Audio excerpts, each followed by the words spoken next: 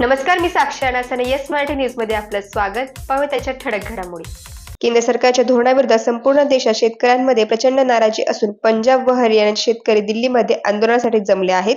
त्यांना पाठिंबा देण्यासाठी आज चांदवड येथील संयुक्त शेतकरी मोर्चा, काँग्रेस पक्ष तसेच कॉम्रेड यांनी चांदवड येथील कृषी उत्पन्न बाजार समिती ते गणूर चौफुलीपर्यंत पायी मोर्चा काढत मनमाड चांदवड रस्ता रोको केला व केंद्र सरकारच्या विरोधात घोषणाबाजी केली. यावेळी चांदवड पोलीस स्टेशन पोलीस निरीक्षक कैलास वाघ यांना निवेदन देत केंद्र सरकारचा निषेध केला. आजचा मोर्चा जो काढला त्या मोर्चामध्ये भाजप चले जाव या संदर्भात तुम्ही घोषणाबाजी केली, काय सांगा? सगळ्यात महत्त्वाचं हे म्हणजे केंद्र सरकार या 2014ला सत्तेमध्ये आलं. त्यांनी सांगितलं होतं की आम्ही शेतकऱ्यांचं उत्पन्न दुप्पट करू, परंतु प्रत्यक्षात आता 10 वर्ष पूर्ण होत आलेले शेतकऱ्यांचं उत्पन्न दुप्पट झालं नाही. परंतु शेतमालाला ची निर्यात बंदी करून या ठिकाणी त्यांनी शेतकऱ्याच्या पाठीत खंजीर खुपसला आहे. आणि म्हणून ह्या ज्या सरकारला आमच्या दारामध्ये येऊन शेतकऱ्याच्या दारामध्ये येऊन यांना मत मागण्याचा कुठलाही अधिकार नाही. आणि म्हणून आम्ही दिल्ली येथील संयुक्त किसान मोर्चाने जो मोर्चा आयोजित या ठिकाणी केलेला आहे, हमी भावाचा कायदा झाला पाहिजे आणि शेतमालाचं निर्यात बंदी जी केलेली आहे ती खुली केली पाहिजे. या कारणासाठी आम्ही जो दिल्लीला आंदोलन चालू आहे त्या आंदोलनाला आम्ही जाहीर पाठिंबा देत आहोत आणि तीव्र अशा स्वरूपाचं आंदोलन या ठिकाणी आम्ही इथून पुढील काळामध्ये उभारणार आहोत आणि बीजेपी सरकारच्या विरोधात या आंदोलनाला असं वळण आम्ही या ठिकाणी देणार आहोत. एवढंच मी या ठिकाणी मागण्या ज्या किसान मोर्चाच्या आहेत त्याला सर्व आम्ही पाठिंबा दिला आहे. पण याआधी आम्ही नाशिक जिल्हा मध्यवर्ती जी बँक आहे तिच्या विरोधात 1 जून 2023 पासून म्हणजे 9 महिन्यापासून नाशिक कलेक्टर कचेरीवर या ठिकाणी शेतकऱ्यांना 53,000 शेतकऱ्यांच्या जे सक्तीचे कर्ज वसुली त्यासाठी आंदोलन सुरू केले. आज 9 महिने झालं राज्य शासनही लक्ष देत नाही आणि केंद्र शासनही लक्ष देत नाही. दिल्ली येथे जाऊन त्यांना निवेदन देण्यात आली आणि सगळ्या शेतकऱ्यांचं कर्ज माफ करावं आणि नाशिक जिल्हा मध्यवर्ती बँकेने जे शेतकऱ्यांच्या सातबारा खात्यावर नावं लावण्याची जी प्रोसेस सुरू केलेली आहे ती तात्काळ बंद करावी यासाठी जे आंदोलन चालू केलं आहे 9 महिन्यापासून. मात्र राज्यातही बीजेपी सरकार आहे, केंद्रातही बीजेपी सरकार आहे, म्हणजे दोघंही बीजेपी सरकार आहे, शेतकरी विरोधी आहे, म्हणून शेतकऱ्यांच्या मागण्यांकडे लक्ष देत नाही. यासाठी या मोर्चामध्ये आम्ही सगळे शेतकरी बांधव या ठिकाणी सहभागी झालो आहोत. या मागण्या शासनाने तात्काळ पूर्ण कराव्यात या प्रसंगी एवढीच आम्ही शेतकऱ्याच्या संदर्भामध्ये आजचा जो रस्ता रोको आंदोलन होतं 16 तारखेला संयुक्त किसान मोर्चाने भारत बंदची हाक दिली. त्याच्यात रस्ता रोको असेल, शहरांमध्ये बंद असेल, खेड्यांमध्ये बंद असेल किंवा अन्य निवेदनं देणं असेल, अशा एक प्रकारचं एक आंदोलन सुरू करायला सांगितलं होतं. काही ठिकाणी रेल्वे रोको असेल, काही ठिकाणी हे संपूर्ण महाराष्ट्रात हे आंदोलन होत आहे. आणि मी संयुक्त किसान मोर्चाचा सदस्य असल्यामुळे या ठिकाणी मला हजर राहण्याचं सांगण्यात आला. मी आहे, माझे सहकारी जाधव साहेब असतील, दिलीप पाटील असतील, कैलास गोरचे असतील, जेजूरकर असतील, या सगळ्यांमुळे आम्ही एक कालच निर्णय घेतला की इथं चांदूरला आपण रस्ता रोको करूया. याच्यामध्ये जे पंजाब, हरियाणा, उत्तर प्रदेश, मध्य प्रदेश, कर्नाटक, आंध्र, महाराष्ट्रातून काही शेतकरी गेले दिल्लीला, त्यांची अडवणूक चालू आहे. टिकरी बॉर्डर असेल, सिंगू बॉर्डर असेल, गाझियाबाद बॉर्डर असेल, ते सगळ्या बॉर्डरमधून दिल्लीला जाऊ देत नाही. कारण शेतकरी जंतर मंतरपर्यंत जाऊन हा आपला आक्रोश कुठेतरी त्यांना दाखवा. कारण लोकसभेचं अधिवेशन चालू आहे, त्या अधिवेशनापर्यंत शेतकऱ्यांचे भाव पोचवावे. मागच्या वेळेस जे 13 महिन्याचं आंदोलन झालं त्या आंदोलन जेव्हा मागं घेतलं गेलं शेतकऱ्यांकडून, म्हणजे सरकारने विनंती केल्यानंतर कायदे रद्द करून ते कायदे पण सरकारने लावले आणि तिथं आम्हाला शब्द दिला होता, त्या बैठकीला मी पण हजर होतो, की आम्ही उत्पादन खर्चावर आधारित भाव न देता, तुम्हाला उत्पादन खर्चाची मागणी होती तो न देता आम्ही MSP देऊ, म्हणजे मिनिमम सपोर्ट प्राईस शेतकऱ्याला देऊ, त्याच्या आधारभूत किमतीवर देऊ आणि स्वामीनाथन आयोगाप्रमाणे देऊ. स्वामीनाथन आयोगाप्रमाणे जर आज किमती दिल्या असत्या तर जवळपास शेतकऱ्यांचे 19 लाख कोटी सरकारकडे निघता येतात आजच्या घडीला. ती 19 लाख कोटी आम्हाला देऊ नका आणि शेतकऱ्यांची कर्जमाफी करा, एवढी सरळ मागणी. म्हणजे सरकारने बनवून दिलेला कायदा तयार करा.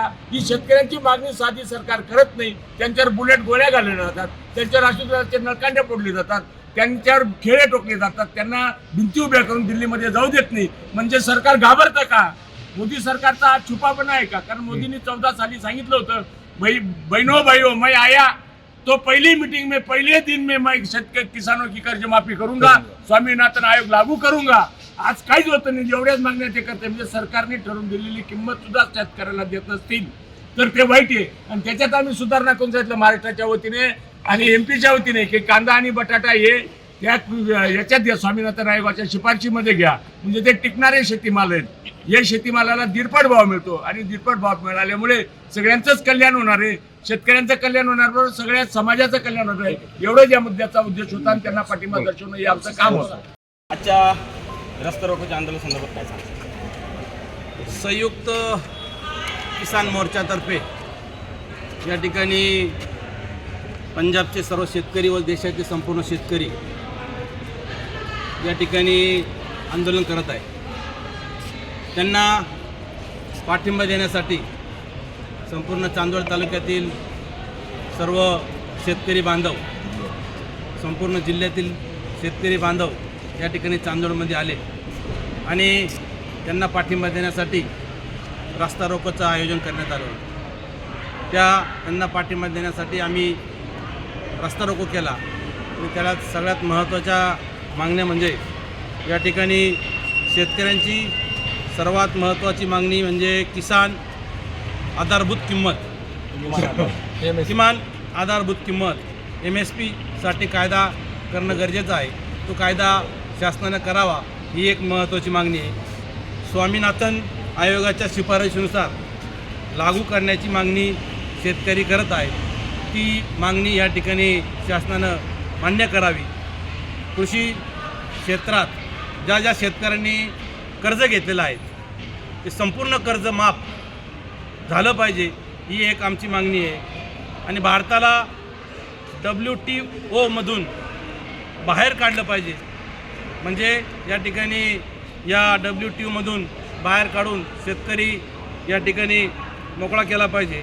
आणि सगळ्यात मोठी आणि महत्त्वाची मागणी आपल्या कांदा आणि द्राक्ष याच्यावर जी निर्यात बंदी केली आहे त्या निर्यात बंदीमुळं संपूर्ण देशातील शेतकरी राजा हा अडचणीत आलेला आहे. ज्यावेळेस या ठिकाणी निर्यात बंदी केली त्यावेळेस 4,400 रुपये क्विंटलप्रमाणे कांद्याला भाव होते आणि ज्या दिवशी निर्यात बंदी केली ते कांदे 1,000-1,200 रुपये या ठिकाणी विकत आहे. जे 1,000-1,200 रुपये विकणारा कांदा शेतकऱ्यांना अजिबात परवडत नाही.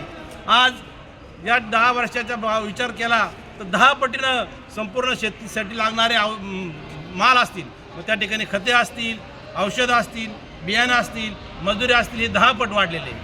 जे 10 वर्षापूर्वीसुद्धा 250, 300, 400 रुपये, 500 रुपये, 1,000 रुपये कांदा विकत होता आणि तो आज कांदा 1,000-1,200 रुपये विकत आहे. सगळ्यात मोठी नुकसान या ठिकाणी कांद्याच्या बाबतीत झाली. तसेच द्राक्षाच्या बाबतीत 10 वर्षापूर्वी 5 आणि 8,000 रुपये क्विंटल द्राक्ष विकत होते. आज 1,000 रुपये, 12 रुपये, 10 रुपये किलो द्राक्ष विकत आहेत. त्या द्राक्षाला तयार करण्यासाठी खूप मोठी औषधं लागतात, बियाणं लागतात, खतं लागतात. त्यासाठी ट्रॅक्टरला डिझेल लागतात. ते डिझेल आवाजी सवा झालं, खताचे भाव आवाजी सवा झाले, औषधाचे भाव आवाज सवा झाले. मोठ्या प्रमाणात त्या ठिकाणी माल तयार करण्यासाठी खर्च येत आहे. परंतु आज सर्व शेतकरी माल कवडीमोल भावात या ठिकाणी विकत आहे. तसेच आपल्या सर्व शेतकरी बांधवांनी या ठिकाणी मोठ्या प्रमाणात विमा काढलेला आहे आणि तो विमा संपूर्ण शेतकऱ्यांना मिळावा. एकही पीक आपला आज अस्तित्वात राहिलेलं नाही. ज्या चांदवड तालुक्यातील सर्व शेतकऱ्यांनी जे मोदी सरकारचा कांद्याला हमी भाव मिळालाच पाहिजे, कांद्याला हमी भाव मिळालाच पाहिजे, कांद्याला हमी भाव मिळालाच पाहिजे. शेतकरी एकजुटीचा. येस मराठीसाठी धनंजय पाटील, चांदवड. अशाच प्रकारच्या ताज्या घडामोडींसाठी येस मराठी न्यूज YouTube चॅनलला शेअर करा, सबस्क्राईब करा, लाईक करा आणि पाहत राहा येस मराठी न्यूज.